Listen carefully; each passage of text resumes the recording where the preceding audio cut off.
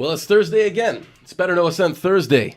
I invite a member of your hometown squad, the Merritt Centennials, on every Thursday so we can better get to know them. Today's guest is a familiar face to the Merritt Centennials. It's the returning Zach Risto. Hey, man. How's it going? Doing great. How are you? I'm doing great. Glad to be here. Yeah, first things first, welcome back. Thank you very much. I'm glad to be back. Yeah, we're glad to have you back, man.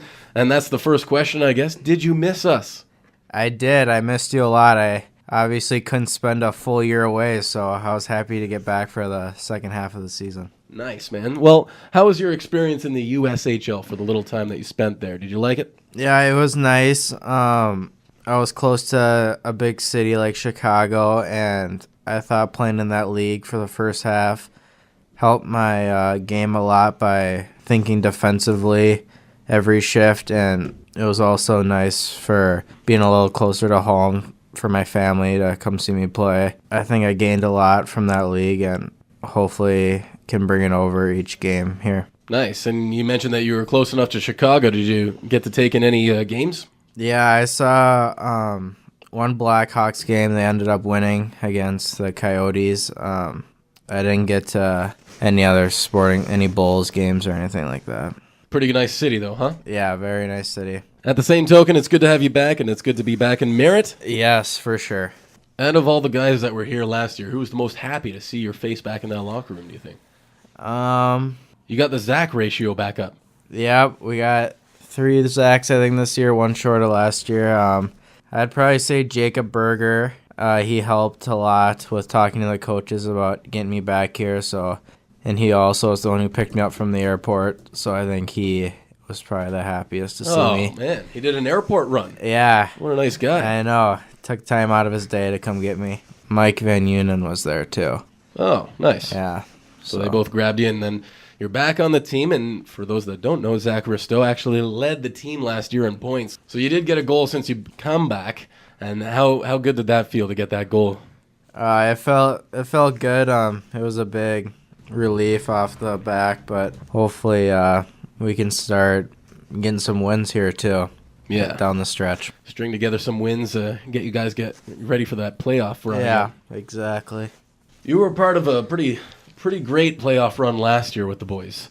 Coming into the BCHL this year, this is your second year? Yep. This is your second year in the BCHL, so a pretty young career. You had an excellent rookie season. What's the best memory of your BCHL career so far? It wasn't of me. It was of the Game 4 against West Kelowna last year in playoffs when Stefan Seeger scored the overtime winner.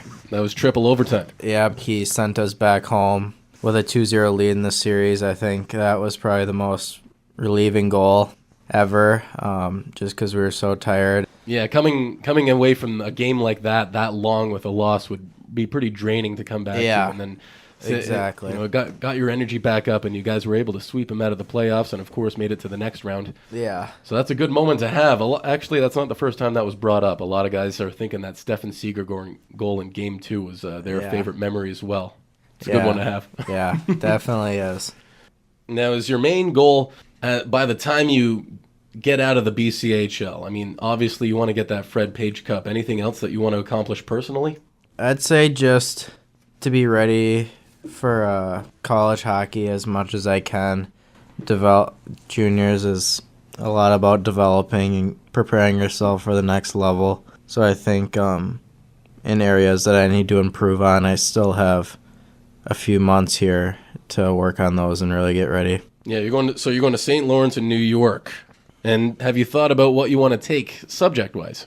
I think if I had to decide right now, I'd probably major in physical therapy. Kind of like our trainer, Kim.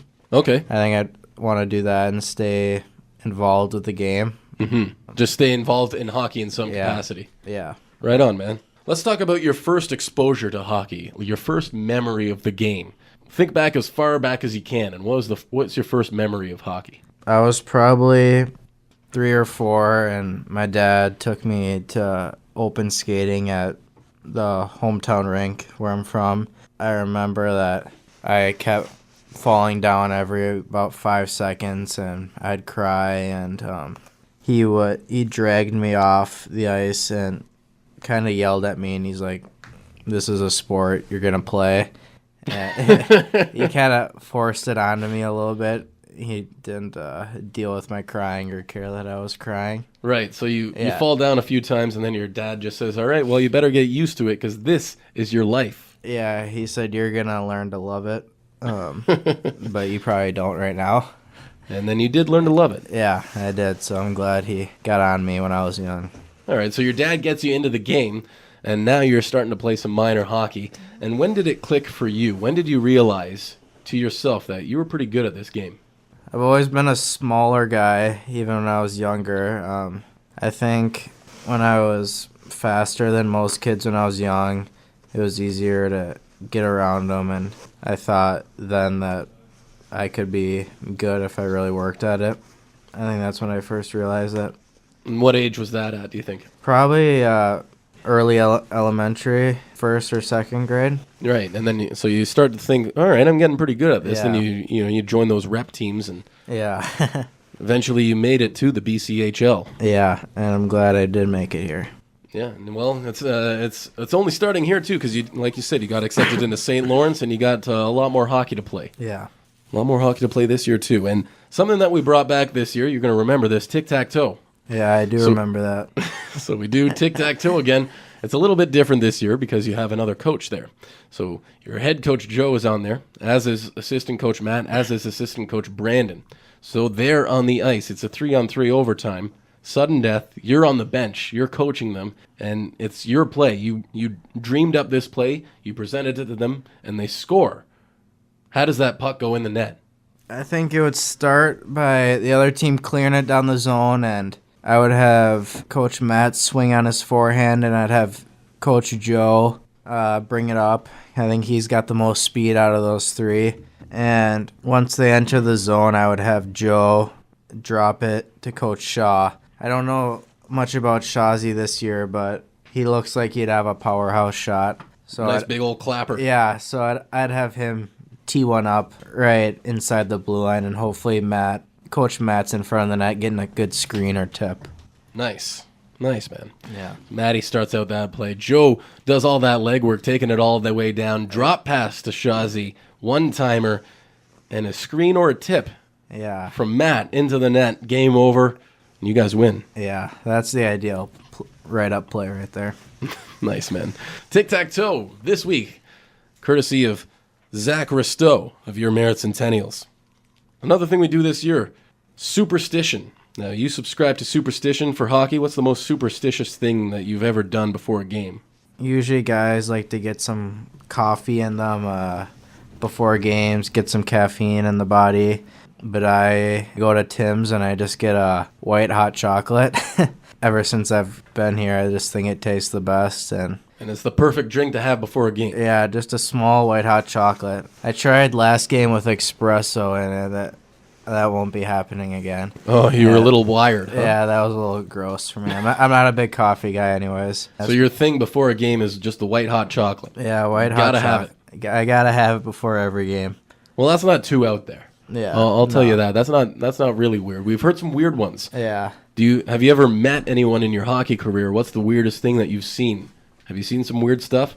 I know I have. I just can't think of any right now. People have already mentioned like Fidanza last year with the stick in the garbage can type of thing. Yeah, I know he would stick his stick in the garbage can before games because he thought he would get, garbage goals in the game and just nice easy rebounds, which did actually happen a few games. So he kept on doing that. So he tried it. Yeah. And this is like the evolution of the stick in the garbage thing. He tried that, and he did get a garbage goal, and he said, well, I got to do this every time now. Yeah, I think he ended up getting it like 2 or 3 games in a row, and then I actually started to believe that it was a real thing. He made you a believer. Yeah, he did. Well, we're talking with Zach Risto today of your Merritt Centennials. Really happy to have him back on the team. The fans are happy to see you, and I know one particular fan you were reunited with, our team fan captain, Jerry Dingleberry. What was that like to see him again? Yeah, it was nice. We were separated for a little while, me not being here the first half, but we've always been Facebook friends, so he messaged me quite a bit. Oh, really? Yeah. Nice. And when I saw him here at the first home game, he promised me that he would be beating his drum louder than Jason the Rodeo Clown. So I was really happy to see him at the first home game. Reunited, and it felt so good. Yeah. Didn't it? Jerry Dingleberry getting some props. Our team fan captain getting some props from Zach Risto of your Merritt Centennials. Something that we did do last year as well. We're going to bring that back this year. And, I mean, you just got back, so maybe you can tell us something, maybe you can't, but that's the Sense Word of the Week, the segment where you take us, the fans, inside the dressing room, if you can, to let us know a word or a phrase that only you guys use among yourselves. I don't know if I have any phrases, but there's been a new video game out called Fortnite. A lot of guys on our team have been reenacting moves that you do in the game out in practice. That's not a word or a phrase, but kind of an action. Okay. It's the Sense Action of the Week. Yeah, I think that's the most popular one going on now. What was the game called? Fortnite. Fortnite. So what kind of actions do they do? Is it like sword fighting or something? It's kind of like Hunger Games. You're dropped down in this like little island, and it gets smaller and smaller. And you only have one life, so you got to be very careful. And you guys do this during practice? Yeah, there's kind of like the way they cut the like trees down with their axe is what we do with our sticks out on the ice. Okay, and what does that motion look like? Can you show us here? I can describe it. It's kind of just like a swingy motion, like almost like you're moving your arms in a figure eight. Okay, so yeah, he's going back and forth with that axe. Yeah. Back and forth, and that's what you guys do on the ice. Yeah. After you're done your practice, and then you can have some fun, and then... Yeah, if we score a goal in a little game at the end, the winning team will do that. That's the celly. Yeah, that's the game-winning celly. Okay. So the action of the week is Fortnite actions that your Merritt Centennials do during practice. Brought to you by Zach Risto. We're going to wrap things up with you and try and make you laugh. All right. Try and make you laugh with a joke. I did win last year. I do remember that, so we'll see if I can do it again with you. Now, you're kind of new this year, so maybe you haven't heard this one. This is a new one that I brought this year. Told a couple of people. It's kind of an anecdote. I went to my uncle's place, you know. Yeah. I go to my uncle's place around here. He owns land. He's a landowner. And Okay. I noticed when I go at his farm there to visit him, there's a pig in the pig pen. And it has a wooden leg. So I was kind of curious about that. I said, Uncle, can you tell me the story about that pig over there? And he says, oh, Jess, that pig over there. Let me tell you the story about that pig. That pig saved our family's life.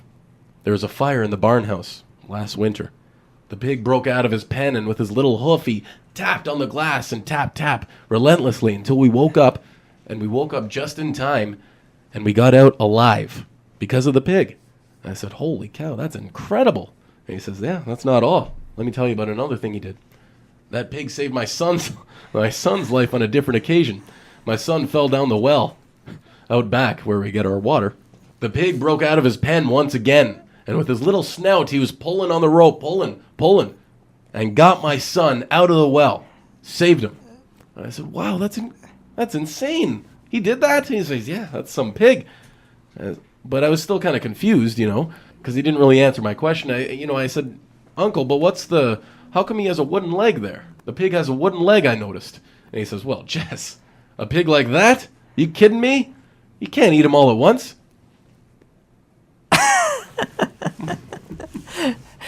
I can't remember the joke from last year, but I think I like that one more. Last year's joke? No, this year's joke. This year's joke is better. Yeah, I like that one better. So an even bigger win. I won by a couple of goals. Got an empty netter in there. So last year, you were the first Merritt Centennial to tell me a joke. You got any more up your sleeve? That gummy bear joke last year. Yeah, I got one. All right. Who stole the soap from the bathroom? Who stole the soap from the bathroom? I don't know. Who stole it? The robber ducky. Oh, the robber ducky stole it. That's who. Yeah, I like that one. Another joke courtesy of Zach Risto of your Merritt Centennial. It's been great having you on again, man. Welcome back, and thanks for coming on. Yeah, thank you very much for having me.